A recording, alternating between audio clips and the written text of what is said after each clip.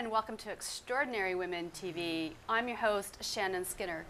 Well, this is a show whereby I speak to women who have the courage to listen to their hearts and take inspired action. And well, that's exactly what my guest today has done. Lisa Cripps is the president and founder of Capital Transfer Agency. She is also a contemporary artist, self-taught. We're going to hear her story today, and I'm so grateful to have her here in the studio. Later in the segment, before we take a break, I'll have my regular Good to Know Minute when I ask my guests for their top success tip. You'll hear Lisa's. And in the second half, or in the later part of the show, Lisa is going to give me a painting lesson. So we're going to see if I can actually paint. So the jury is out. Anyway, really grateful to have Lisa Cripps on the show today. So welcome. Thank you, Shannon. How are you today? I'm well, thanks. And how are you? Oh, just wonderful. I hear you were away a while ago. So was it Mexico? Yes, that's right. I was in Mexico, the island Isla Mujeres, which is the island of women. I spent a week there. Had a wonderful time and some fantastic experiences, met some great people. And I got to tell you, I managed to get involved with something that I thought was really inspiring. There were, of course, you know, Mexican dogs. Dogs in Mexico is an ongoing problem.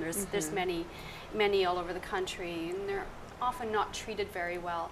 And there are a couple of groups of Canadians who got together to, and of course American vets who got together to create a clinic in Cancun, whereby they were sterilizing dogs and cats for free for a week. Wow. Spearheaded by an organization called CANDI International, which is Cats and Dogs International. That was founded by a Canadian woman, Darcy Galati. She was there.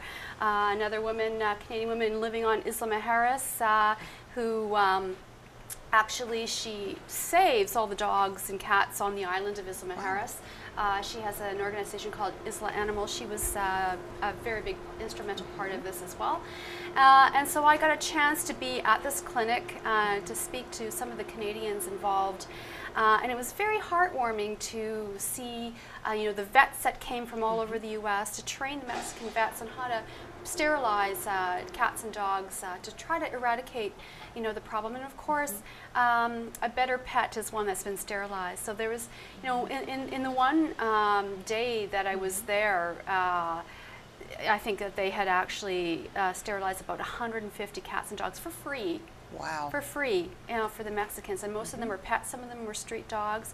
They just came in, did their thing. And of course, spokesperson for CANDI, Cats and Dogs International, is a Canadian country singer sensation, Craig Moritz, and he was there, rolled up his sleeves, got involved with helping the vets, and it was really a very moving and very insightful experience. So I was very grateful to be a part of that, and you know, I'm going to be speaking more about that in the future. But so Mexico was great. Thank you for asking. Well, I'm glad, and I think I saw something on Facebook about this, the cats and dogs. Yes, if I'm correct. That's right. Yes, I did. I did post about it. And of course, the other thing that they do, not only are they sterilizing the cats and dogs there, but also they're adopting them out. So they're looking for homes. Yeah.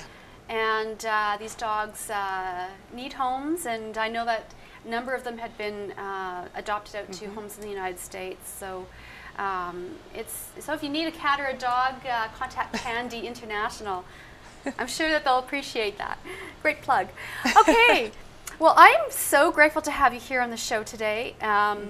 You are, of course, the founder and president of Capital Transfer Agency, Inc., which helps public companies keep track of individuals and entities that own their stocks and bonds. You're also a contemporary artist, self-taught. You're based in Toronto. Let's talk a little bit about Capital Transfer Agency. I mean, I know it's financial services, but what do you do? Well, it's a hard one to explain, but I'll give you a little background. Capital Transfer Agency was incorporated, believe it or not, April Fool's Day 2004. I decided I was going to incorporate it then. And Capital is a small boutique. We're a small boutique that deals with personalized service for our clients. We basically maintain the share registers of our clients and the transactions of deposit withdrawals into their brokerage accounts. We handle proxy tabulations for their annual meetings. We take care of lost certificate situations, and we maintain the shareholders list. It's like, if you put it in ways, we're like a bank for stock certificates, except we have the publicly traded companies or private companies that we're maintaining only. And we have a lot of dealings with the shareholders, the brokers, and our clients in particular. Okay. Now, so this is not something the everyday person would know about. No. Right. It's quite a different business, and it's a very difficult business to be involved in. How is it? Why is it so difficult? Well, to begin with, Bay Street is a very small street, and it's a mini Wall Street. Basically, it's a Yeah. small street. Everybody knows everybody. Yeah. And it's also, you know, it's taken a while for women to get in the workforce down there and actually show their stuff.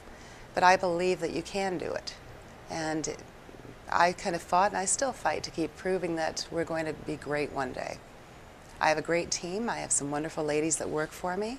I've got a young man who does the accounting. Of course, my husband now is with me, and he works on the compliance end. And building a team is what makes you stronger, and I believe that's what makes Capital work, is our team. Now, what really sparked you to want to become, want a career in the financial services to begin with? Well, that's a hard one, because Yeah. when I was younger, I always said to my mother I wanted to work on Bay Street.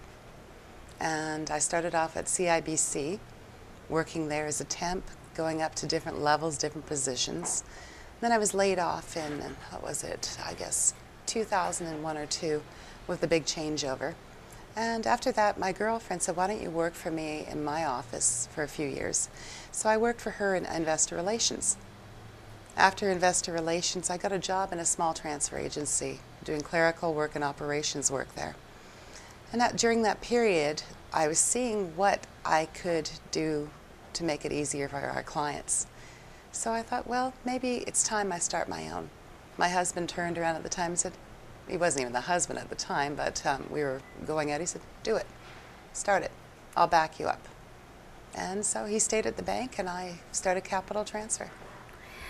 Now, so if somebody wants more information, there's not many of you out there doing with this kind of business. There's In the Canada. big firms like Right. ComputerShare, which is an excellent company. Right. There's Olympia, there's Equity Transfer.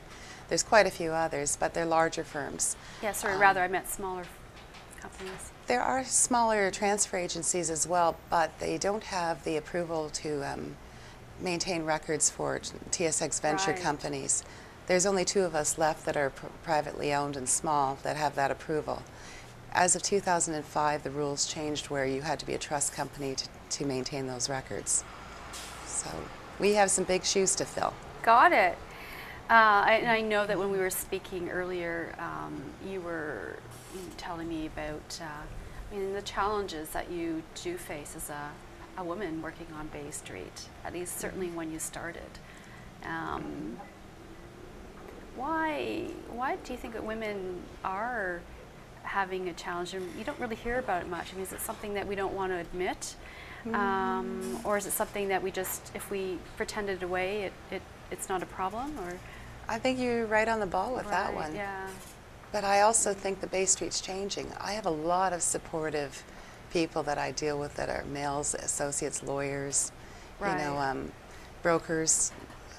I have a board of directors that are very supportive of me now. And I think it's not so much the woman part. It is and it isn't. The issue sometimes at hand is when you start a new business, they want to know how long you're going to survive and last. If you can survive after a certain period of time, then they know you're not going to close shop. But it is also the woman card to a degree as well, because they're used to dealing with men on the street, especially the mining companies. Right. It's a male-oriented society. Thank goodness there's some great ladies right now out in the mining business, and there's women in mining. Everything's changing. So you work with a lot of mining companies then? Yes. Yeah, right. Yeah. Well, do you think that some of that is because of, as women, there's an assumption that, that we're going to put motherhood potentially first and foremost, ahead of the career, ahead of business, and that eventually one day you know, eventually a woman's going to want to close her business because she's going to want to raise children, or she's not going to focus on her career and clientele as much because she wants to focus on her kids. Do you think that that's going on at the back of the mind? Sometimes it is, especially is she going to show up to work on time because her child is sick? Right. You know, or something of that nature. But I think slowly people are learning to integrate and believe that we can do anything we want to. Right. Now, one of the things that I think is really interesting about you is that you are also a contemporary artist. And you're not just a contemporary artist and not just a fantastic artist, but you're self-taught. Yeah. So you've managed to you know, blend this beautiful connection of the left brain, the right brain, to create a whole brain thinking, your analytical background that you do with your career, and of course painting as an artist, and that's fantastic. Thank you. So we're going to talk more about you as a painter, you know, as we go on in the show, but we're just going to take a quick break, and before we do, Lisa, I know that you've got a great tip for my viewers. So, great success tip, jump right in. Well, I've always kind of thought to myself, if you believe in something, actually it's conceive, believe, and achieve. You conceive an idea and you really believe in it, you'll always achieve it. It's a matter of you work towards something you want to do. So the point is, if you don't want to do something, you're not going to do well at it. And if you really conceive it and you really, really believe in it, something good is always going to happen. Just believe in yourself and work with what you want. Oh, thanks for that. All right, we're going to take a break, and when we come back, more with Lisa Cripps, the president and founder of Capital Transfer Agency, contemporary artist. So stay where you are.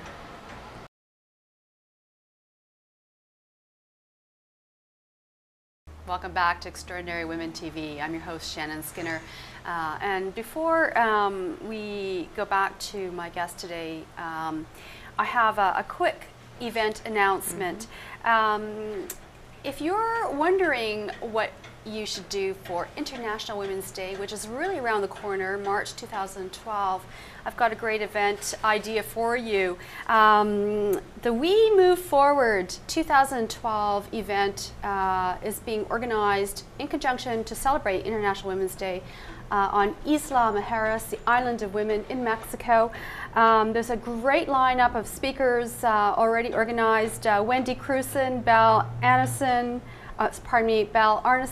and Melissa Fung are amongst the speakers already lined up. It's a wonderful place to go celebrate. What a perfect place, the Island of Women, to go celebrate International Women's Day. It's taking place March 8th through the 10th, 2012. Again, Isla Mujeres, Mexico. Website is, for more information, is wemoveforward2012.com. And I do know that if you register early before the end of December, you do get a discount. But go to the website, there's lots of information. It's easy to get to. You just need a direct flight to Cancun and a quick ferry ride over to Isla Mujeres. So, you know, why not have a great trip, combine it with a retreat and some inspiring women, great stories. I'll be there, and I'm looking forward to you being there as well. So back to our show. My guest, Lisa Cripps, is Capital Transfer Agency founder and president. She's also a contemporary Canadian artist based in Toronto. You've got a really successful business, but you're also a self-taught contemporary painter. Yes. So what I would love to do is, you know, I know that we've got some of your images in the queue that we can show. Aaron's got them over there. So when he's ready, we can, you know, show certainly some of your paintings. But let's talk about what inspired you to become a painter. Ooh, well, let's see. I think actually my mother more than anyone. Oh, wow. When I was younger, she would turn around. I could do any piece of artwork and she'd frame it. It was the strangest thing. You know, it could be like a cat with crayons or markers. She'd frame it and put it up. Wow. But also my husband has been a very strong inspiration for me. Gary has been there, and he's kind of taught me how to go more with my heart and just do it no matter what. Your husband's been very supportive of you. I mean, he's been fantastic in supporting you to start your business and get you to paint and go into your heart, express yourself. Yeah, I'm spoiled.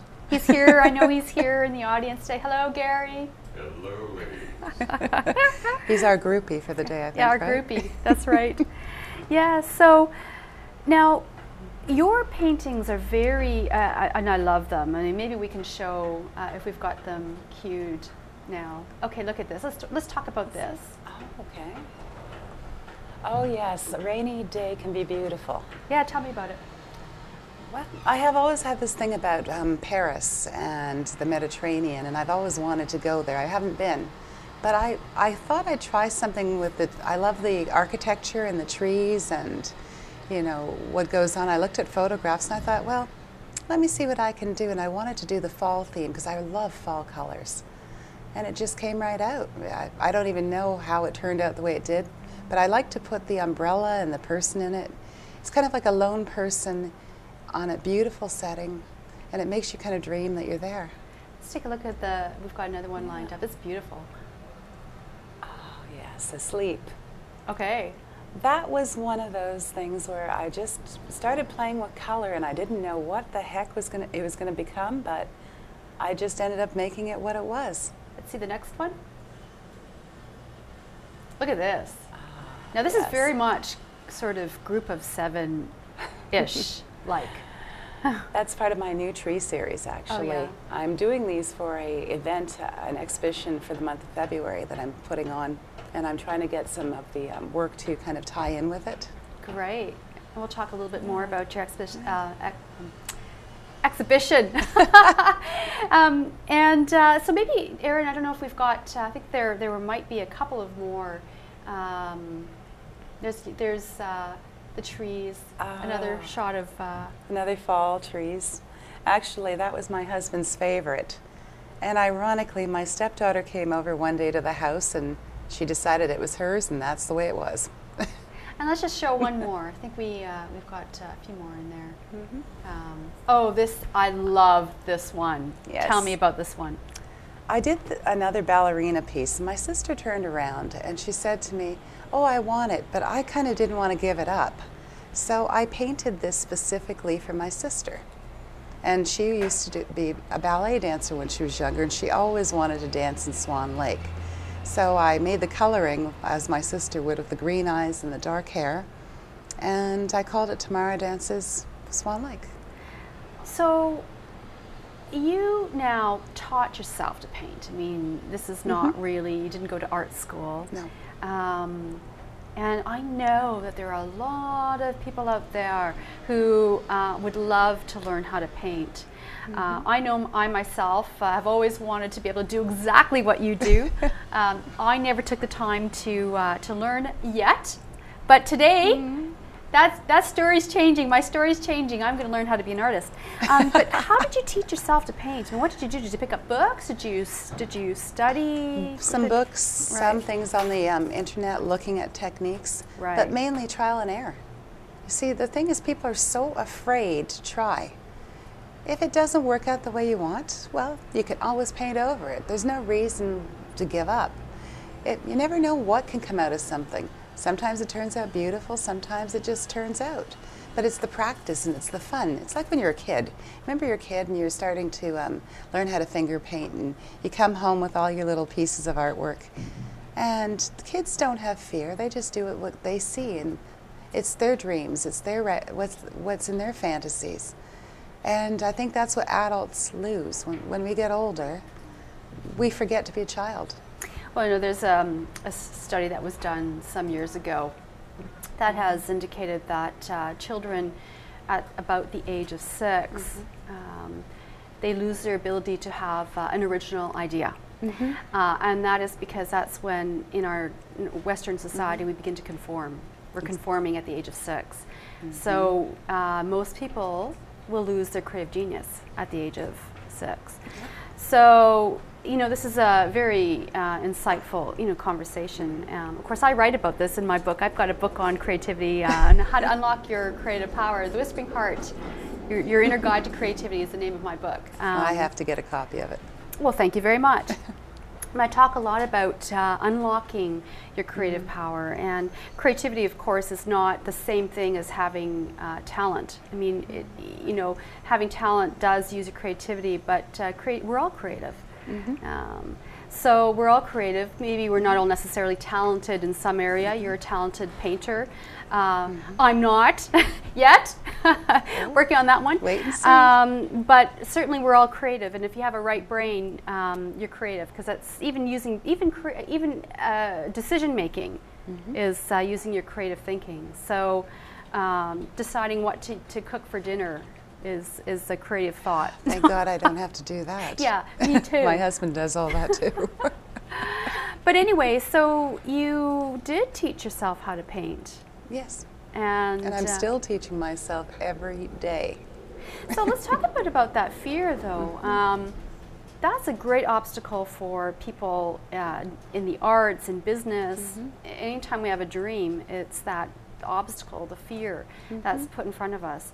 So, you know, again, when we were talking, you know, last night when we were prepping for the show, you were telling me that what stops most people is that fear, and they're thinking about, you know, what do I have to sketch? Do I have to sketch something before I paint? Or, you know, am I going to get the colors right? Or what is it that I'm going to do? And that the fear actually stops them from just putting their genius on a canvas. It is the fear, and it's also the fear, uh-oh, I'm not going to be like a Matisse. Right. I'm not going to be, you know, a Peter Paul Rubens or a Michelangelo, or some of them, you know, say I'm like Degas. You know, any of these artists, they all wish they could do that, right, coming out of, you know, the ground, starting up, but it's not going to happen. You have to take baby steps, and you have to try every day, try something different. There's no harm in trying, that's the thing. But you're right, fear is what is stopping people from just going out there. It's like, have you ever gone to karaoke? All those people. No, I haven't actually. I'm probably the only one on the planet that hasn't been to karaoke. Well, half the people complain about those that get up on the mic that don't have great voices. Right. But yet, those same people don't get up and sing themselves. See, they're judging somebody else, but those people going up on that mic are trying. And that's the difference. It doesn't matter if they're good or bad, that's what karaoke's all about. Right, yeah, and that's true, and you can always paint over. Exactly. So why not give it a try? Yeah.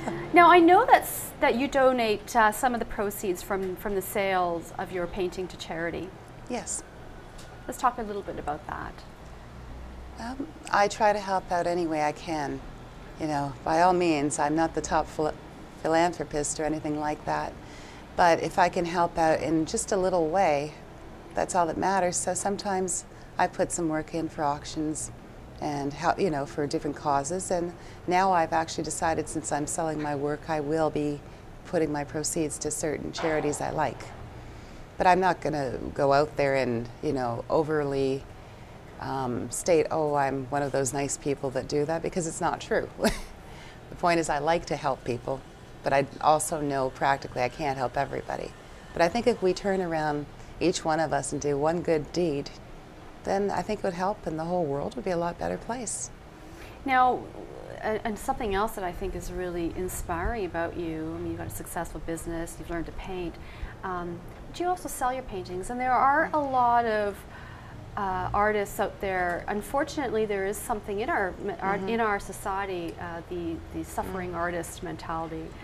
And somehow there are many artists out there who will say, I just want to paint, or I just want to draw because I want to do it, because I love to do it. And that was me. And why not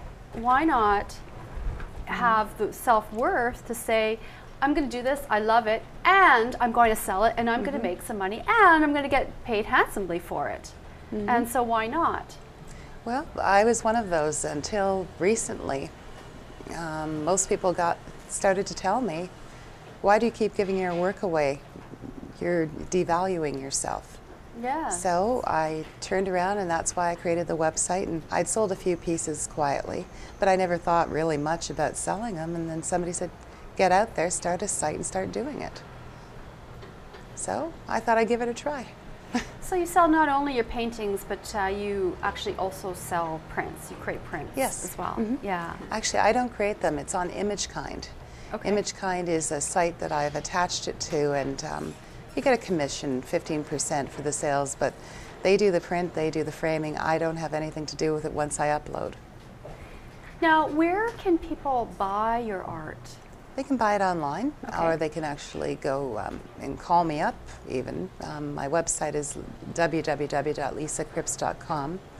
And I will also, as I mentioned, be doing an exhibition in February. Okay. So that's Art for All Canada is a nonprofit group of artists that put on shows, and it's over at the Market Square on 80 Front Street East. And they approved me to put my pieces up for a month.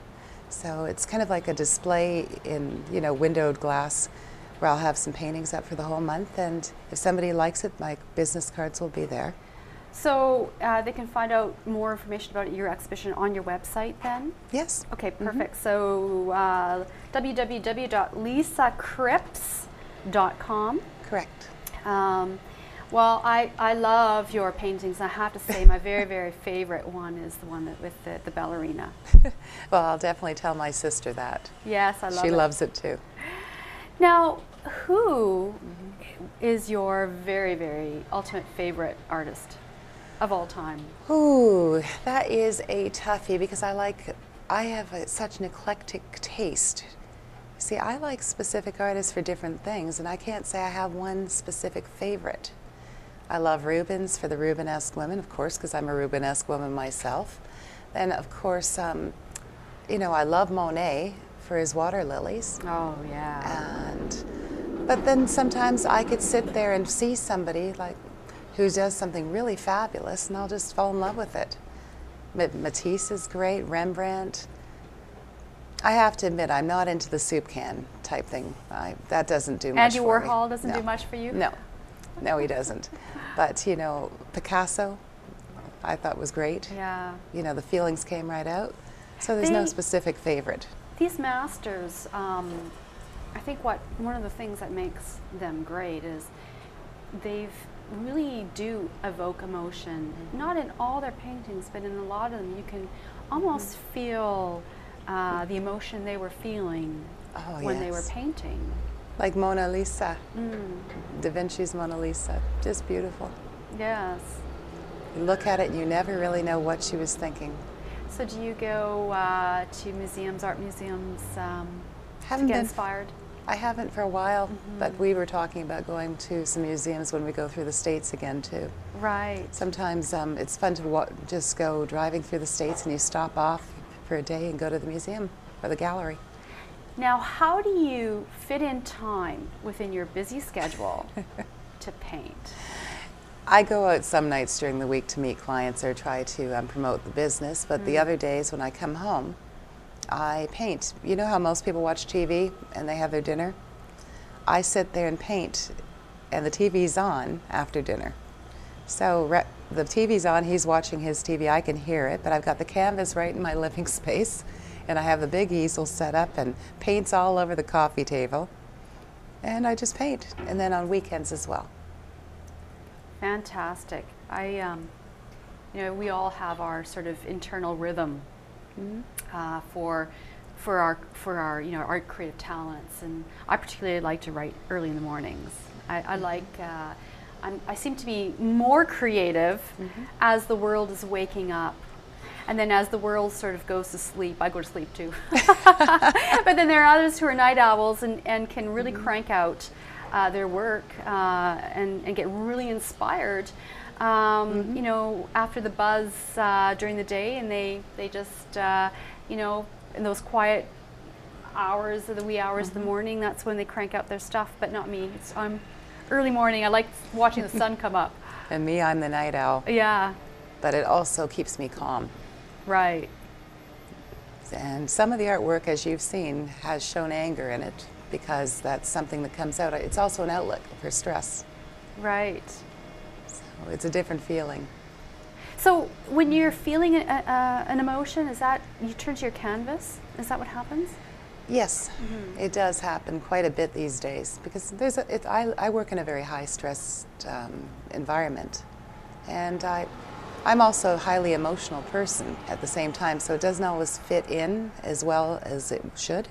So the painting calms me down and it tempers me. It's like the left and right brain working at the same time, but it also keeps you emotionally calmer. Right.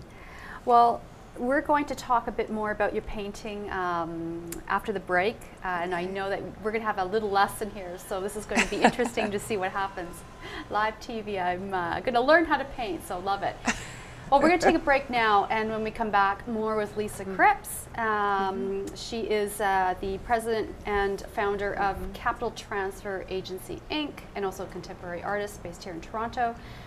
Stay right there. You might have some good giggles after this break, so don't go away.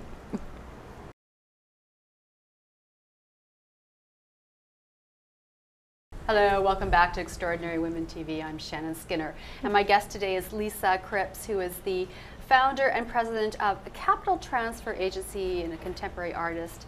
And I am now going to get an art lesson. So this is going to be lots of fun. And we were just talking before we came back after the break, how much we feel like kids again. So this is going to be an interesting experience. So Lisa, tell me.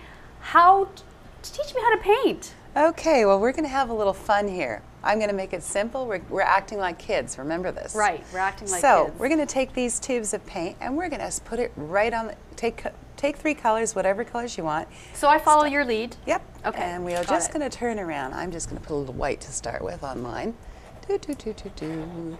Here you go. Start with it if you want. Start with white? Yep. Okay. You're going to think it's strange, but yeah. Okay. We're going to play with that. Then we're going to pull in a little bit of red. Maybe we'll do this with that. Ooh. Oh, very cool. So you can do whatever you like with it. So here we go. Make sure this is up. Yeah. Tell me if you can't see it, guys. Okay, whatever amount you want. Oh, yeah? Oh, it's really gooey. Yeah, but wait and see what happens. Okay. We'll put it back down. I trust you. Then I might just put a little bit of yellow. Who knows what we're going to do. Let's have some fun, because watch what we're going to do with this. Okay, we're having some fun. Expression on Hugh's face is priceless back there. You should see my husband's. This looks like mustard. Who cares? Mustard, ketchup, and mayo. Hey, kids, if you're watching.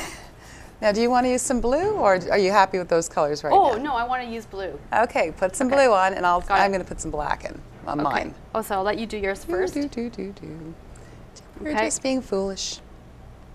Okay. So at this point, our paintings have no meaning, right? Nothing at this moment. Okay. We're playing with color. The whole key is to not be afraid to try something. It may not turn Dab into... in the middle. There. Yeah. There we go. Okay. Got it. Next thing. So see, nothing special yet. Nothing Mom and special. Dad, are you watching? Next thing. What we're going to do is we're going to take some of this medium gel gloss. Okay? Gel gloss.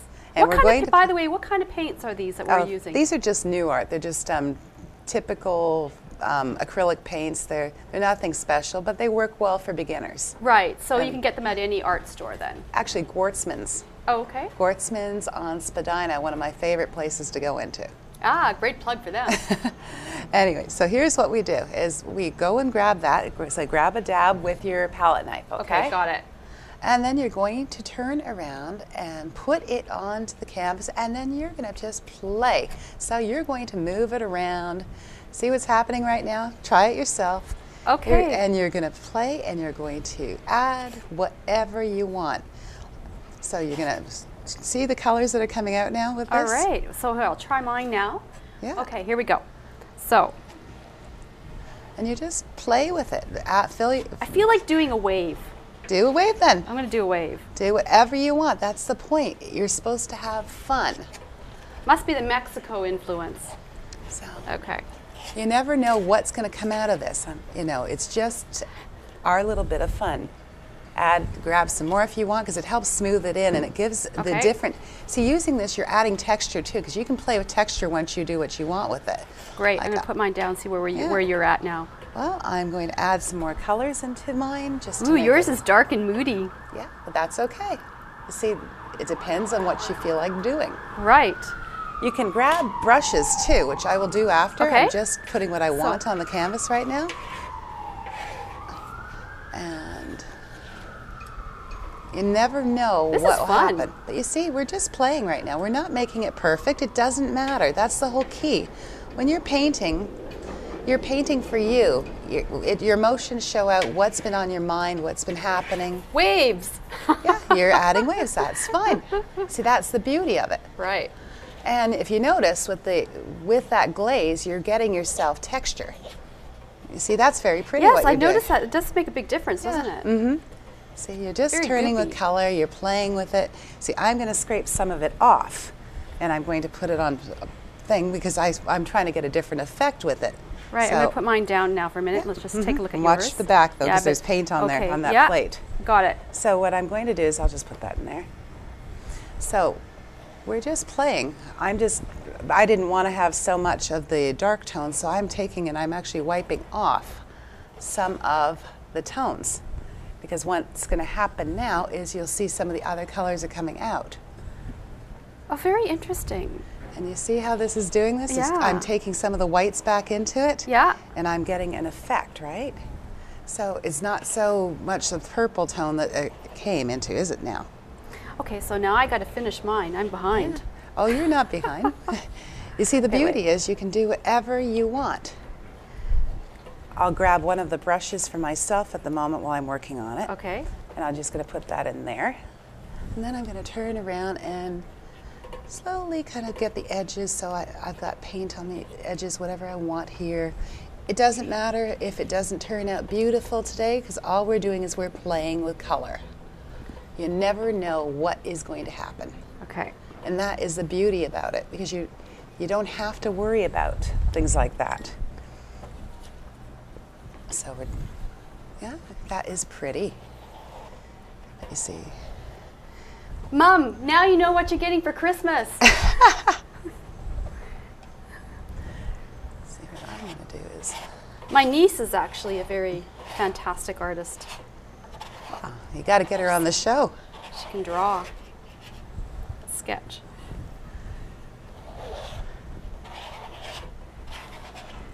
See, that is pretty. So you're getting the different ripple effect. Yeah, it's interesting. And that's all that you have to do. You can play, it's what's coming in your head. Your imagination is what stands clear on this.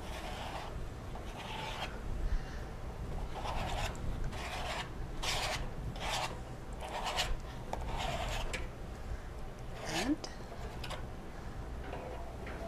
afterwards, what you sometimes can do with canvases like this, afterwards, once everything dries, you could actually paint the sides of the canvas whatever color you want. And would you frame this, or would you just... You paint the sides, and you can actually, you don't have to frame these type of canvases. Right. What you would do is, believe it or not, you would turn around and get yourself a wire or something, and if the sides are painted to whatever tone you want to paint it, it's like framing it yourself. Right. You can hang it up on the wall. And voila. Oh, yours is really great. Look at that. And yours is great too. See the colors that are coming out on that and the swirls? Oh, yeah. You've got different tones and colors. You've got the yellows coming in. You're seeing actually tones of blue in here, reds, and you've just given yourself a different effect.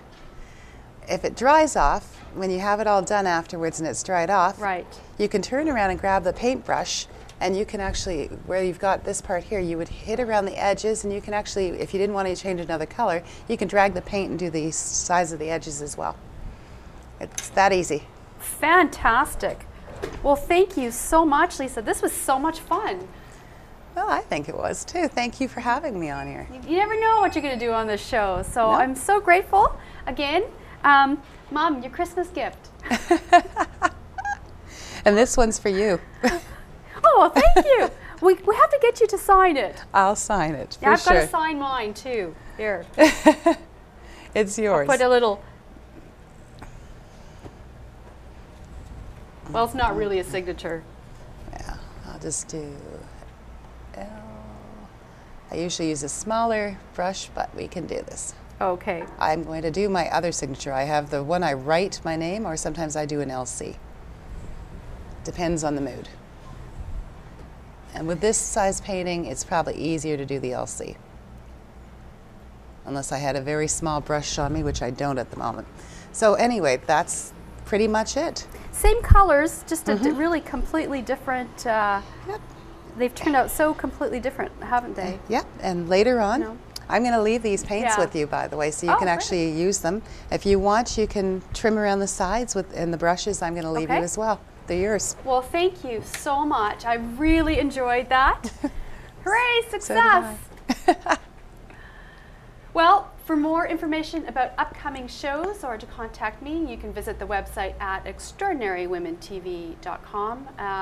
Again, and Lisa, your URLs are lisacripps.com and your company capitaltransferagency.com, is it? Yes. Right, okay, great.